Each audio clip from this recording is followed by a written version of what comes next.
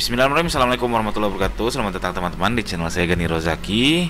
Yang ini video ini adalah series dari Super Pegawai, video tentang bagaimana kita menjadi pegawai yang baik, mulai dari apply kerja sampai nanti akan berkarir. Saya akan kasih tahu tipsnya.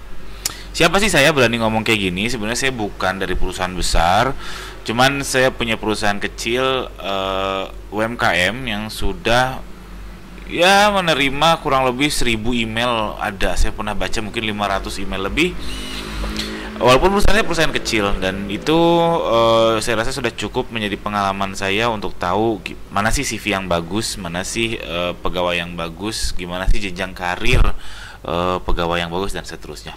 Oke, kita mulai aja. Ini adalah video ketiga. Jadi kalau teman-teman yang baru nonton ini, jika belum tahu cara bikin CV yang tepat, silahkan subscribe dulu, cek video saya yang sebelumnya, atau gimana cari lowongan kerja yang tepat, itu ada di video saya sebelumnya.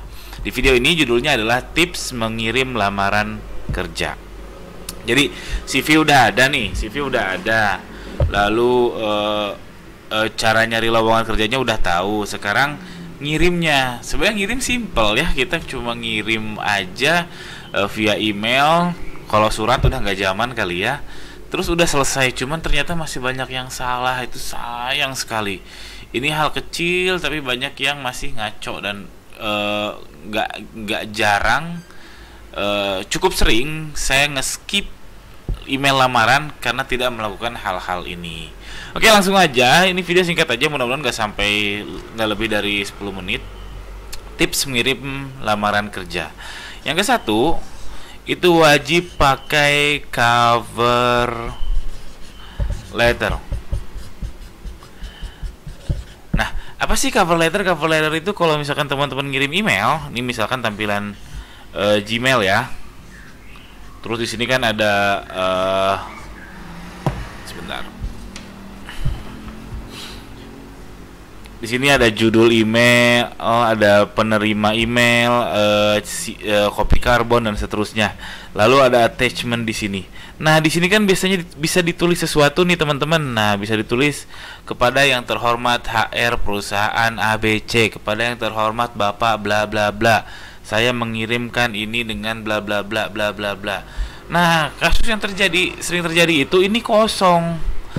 Ini ibaratnya teman-teman dikirimi gambar atau dikirimi suatu file lewat WhatsApp, terus nggak dikasih tahu apa-apa, nggak ada pengantar, nggak ada tulisan apa-apa, kan teman-teman pasti bingung. Ini ngapain sih, kayak nggak ada kerjaan banget ya nggak? Nah, makanya apalagi ngirim lamaran kerja. Berulang-ulang saya bilang bahwa HR perusahaan itu nerima ribuan email. Saya aja perusahaan kecil yang skalanya cuma 20-an karyawan, 20-30 karyawan, sekali buka lowongan sampai 200-300 email masuk. Sekarang kalau perusahaan besar mungkin ribuan, puluhan ribu.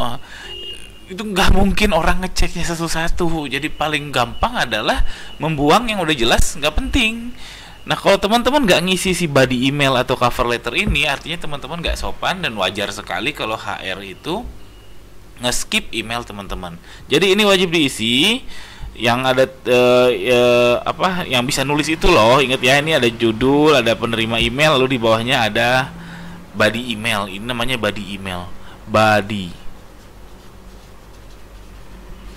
Nah, nulis apa? Nah, nulisnya ya seperti pengantaran aja lah, kulau nuwun, atau seperti permisi. Ini nggak usah panjang-panjang, cukup maksimal 3 kalimat. Contohnya, yang terhormat Bapak HRD di tempat, dengan email ini saya mau melamar lowongan pekerjaan bla bla bla di perusahaan Anda.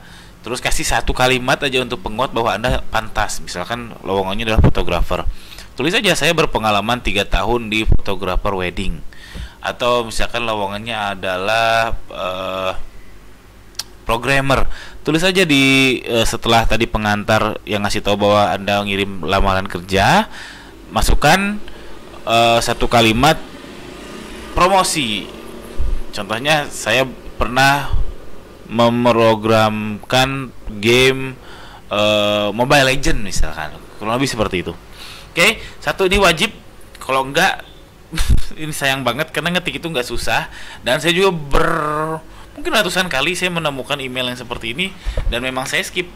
Tapi kalau saya lagi agak senggang mungkin saya buka juga emailnya. Tapi biasanya kalau kalau cover letternya udah kosong, CV-nya juga jelek. Artinya dia kurang kurang baca, kurang googling gimana sih cara ngirim lamaran yang baik. Begitu juga judulnya. Nah, aja selain covernya kosong, judulnya kadang ada yang kosong juga. Ini fatal sekali teman-teman, fatal sekali. Jadi judul jangan dikosongkan. Nah, nyambungnya ke poin nomor 2 adalah judul benar. Nah, sering gak sih teman-teman dapat lowongan pekerjaan misalkan dicari chef, subjek chef, ada subjeknya. Ini penting sekali. Jadi supaya emailnya si HR ini tidak terlalu numpuk, makanya dia akan sortir dari judul email. Kalau teman-teman bandel cuma nulis lamaran pekerjaan atas nama Gani misalkan, itu juga ngaco. Apalagi tanpa judul sama sekali, itu lebih ngaco lagi. Oke, ini nggak susah kok. Jadi kalau ada ketentuan dari pengumumannya, tuliskan di judul email lowongan yang dilamar atau apapun itu perintahnya, ikuti aja. Oke? Yang ketiga adalah bahasa. Nah, ini bahasa harus disesuaikan Inggris atau Indonesia. Jika lamarannya pakai bahasa Indonesia, teman-teman lamarnya pakai bahasa Indonesia. Jika pengumuman lowongan kerjanya atau pamflet di IG-nya atau info yang teman-teman dapat itu dalam bahasa Inggris, lamar juga pakai bahasa Inggris. Kan lucu ya kalau misalkan kita kan di Indonesia, masa ada lowongan pekerjaan dari perusahaan lokal ngirimnya pakai bahasa Inggris. Lah kan lucu, ini kan Indonesia, emang kerjanya pakai bahasa Inggris? Belum tentu. Pasti ada maksud tertentu dari kenapa HR perusahaan mengumumkan dalam bahasa Inggris. Yang paling umum adalah mau ngecek bahwa Anda itu bisa bahasa Inggris atau enggak. Cek kemampuan bahasa Inggris. Ini wajar sekali. Jadi dia akan ngecek kemampuan bahasa Inggris sesimpel teman-teman ngirim emailnya pakai bahasa Inggris nggak, sama CV-nya juga harus bahasa Inggris. Kalau pengumumannya bahasa Inggris. Begitu juga sebaliknya. Ini ada juga sering juga yang pengumumannya bahasa Indonesia, dia pakai bahasa Inggris. Jadi kan ngaco juga. Itu kelihatan dia kurang kurang teliti atau kurang mau effort. Mungkin yang laporan bahasa Inggrisnya bekas ngelamar ke perusahaan yang lain, terus ada pengumuman loker bahasa Indonesia, dia kirim bahasa Inggris, jadinya kan lucu gitu ya. Jadi ingat, bahasa penting. Kalau lowongannya bahasa Inggris, kirim bahasa Inggris meskipun perusahaan lokal. Kalau lokernya bahasa Indonesia, kirimnya bahasa Indonesia. CV-nya jangan lupa harus bahasa Inggris atau bahasa Indonesia, disesuaikan. Yang keempat, tips dari saya adalah, nah, ada yang tahu RAR. Nah, kalau teman-teman ngirim file ini hindari. Jadi kalau teman-teman punya beberapa file, misalkan CV, portofolio, ijazah, saya rasa zaman sekarang ijazah nggak terlalu penting ya. Teman-teman bisa cek di video saya yang CV. Ini terus teman-teman di rarin.rar atau di WinZip. Nah, ini ngaco. Ini jangan dilakukan.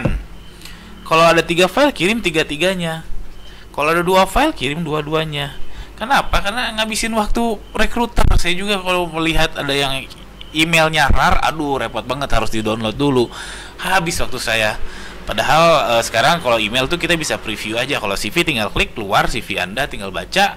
Oke, panggil, kalau enggak, dan seterusnya. Tapi kalau RAR, saya harus download dulu, saya harus cek file dulu, ekstrak dulu, lalu